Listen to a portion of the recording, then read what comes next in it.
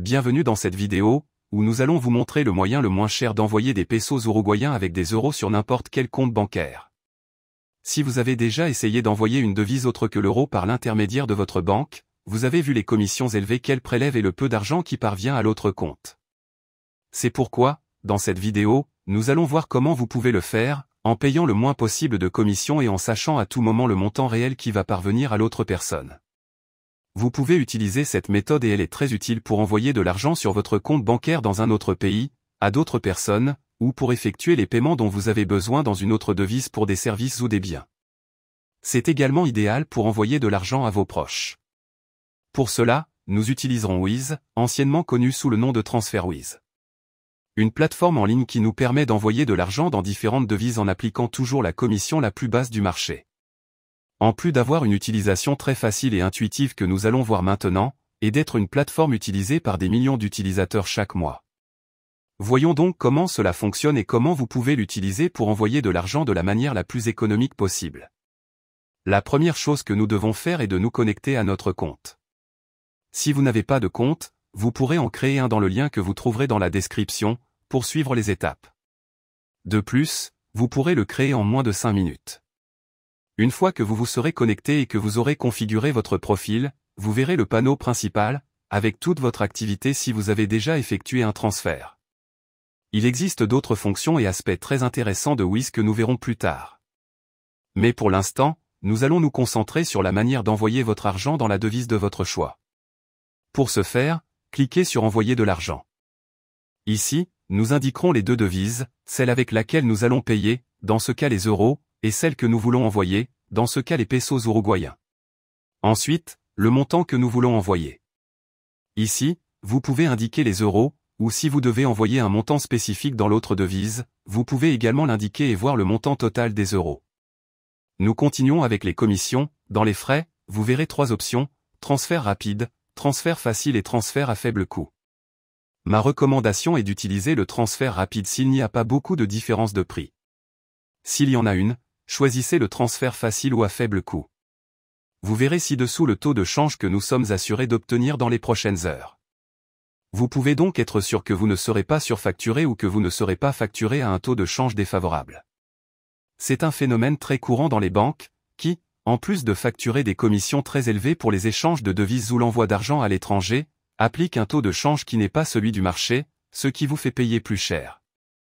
En outre, Wise utilise le taux de change du marché, que vous pouvez vérifier en cliquant sur le taux de change indiqué et voir le graphique avec l'évolution du taux de change.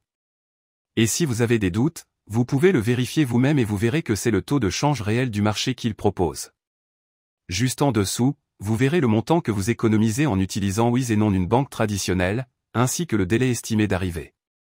Vous pouvez même cliquer sur Comparer les prix ou pour voir les différentes options d'envoi de la devise que vous souhaitez, et vous verrez que Wise est toujours le moins cher. Passez à l'étape suivante.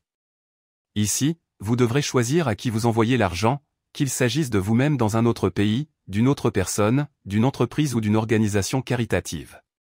Le plus courant est d'envoyer l'argent à quelqu'un d'autre, nous allons donc cliquer ici si c'est votre cas. Ici, vous devrez remplir les informations demandées afin d'envoyer l'argent. Il s'agit du nom de la personne, de son compte bancaire et d'autres informations fiscales en fonction du pays où vous envoyez l'argent. Une fois les informations remplies, cliquez sur Confirmer, et vous accédez à la section de vérification. Ici, vérifiez simplement que vous avez saisi toutes les informations correctement, et si c'est le cas, cliquez sur Confirmer et Continuer. Enfin, le mode de paiement. C'est l'un des meilleurs atouts de Wise, qui vous permet de payer de différentes manières pour plus de commodité. Ceci est lié à la commission que nous avons vue précédemment, où selon la méthode de paiement, la commission sera plus ou moins élevée. En général, si la commission est plus élevée, l'argent arrive aussi plus rapidement. Comme vous pouvez le constater, il existe différentes options, mais nous allons nous concentrer sur les plus courantes et les plus utilisées. Le virement bancaire, avec une commission plus faible, mais qui prend généralement entre 1 et 3 jours pour recevoir l'argent de Wise et l'envoyer sur le compte que nous avons indiqué.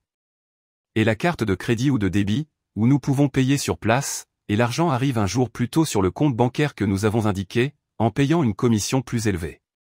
L'une ou l'autre méthode est idéale pour payer, et une fois que vous êtes sûr de la méthode à utiliser, il suffit de cliquer sur Continuer le paiement et d'effectuer le paiement.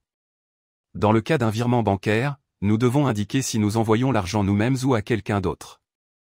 La manière dont nous allons effectuer le transfert et c'est tout. Une fois que vous aurez effectué le paiement, l'argent sera acheminé vers le compte bancaire que vous aurez indiqué. De cette façon, vous aurez pu envoyer de l'argent dans une autre devise, sans payer les commissions élevées que les banques ont. En plus des taux de change défavorables. Dans le panneau principal, vous pourrez voir l'état de votre transfert et si l'argent a déjà été reçu par le compte bancaire indiqué. Vous pouvez également voir toutes les activités que vous avez effectuées, et vous pouvez utiliser les mêmes informations pour un autre transfert à l'avenir. N'oubliez pas que si vous n'avez pas de compte chez Wiz, vous pourrez en créer un grâce au lien figurant dans la description. Avant de terminer, Wiz dispose d'autres fonctionnalités très utiles, qui peuvent s'avérer très utiles si vous envoyez régulièrement de l'argent dans une autre devise. La première est la carte de débit international pour seulement 7 €, que vous pouvez faire livrer à votre domicile. L'avantage de cette carte est que vous économisez sur les frais facturés sur une carte ordinaire si vous payez dans une autre devise, et vous pouvez économiser beaucoup d'argent grâce à elle. Si vous voyagez et que vous devez payer avec d'autres devises à partir de votre compte bancaire, nul doute que ces 7 € ne vous sembleront pas être une grosse somme d'argent avec le montant important que vous pouvez économiser en frais. Une carte très utile pour les voyages, Erasmus ou toute activité que vous devez faire et payer avec une autre devise que la vôtre. Dans les destinataires, vous pouvez ajouter votre compte bancaire au cas où vous auriez besoin d'effectuer des transferts en Wiz. Vous pouvez également ajouter d'autres comptes et informations pour ne pas avoir à les ajouter à chaque fois, et il vous suffit de cliquer sur le compte dont vous avez besoin. Si vous devez envoyer régulièrement de l'argent à différentes personnes, il est certainement très pratique d'ajouter leurs informations avant même d'envoyer de l'argent, afin de les conserver pour l'avenir. Dans les soldes, vous pouvez ouvrir un solde avec n'importe quelle devise dans le monde. Cela signifie que si quelqu'un veut vous payer dans une autre devise, il peut le faire sur votre compte Wiz. Peut-être vous demandez-vous à quoi cela me sert? Très simple, si on envoie de l'argent sur votre compte bancaire dans une autre devise, il est très probable que le taux de change sera défavorable, et votre propre banque vous facturera une commission pour recevoir de l'argent dans une autre devise à l'international.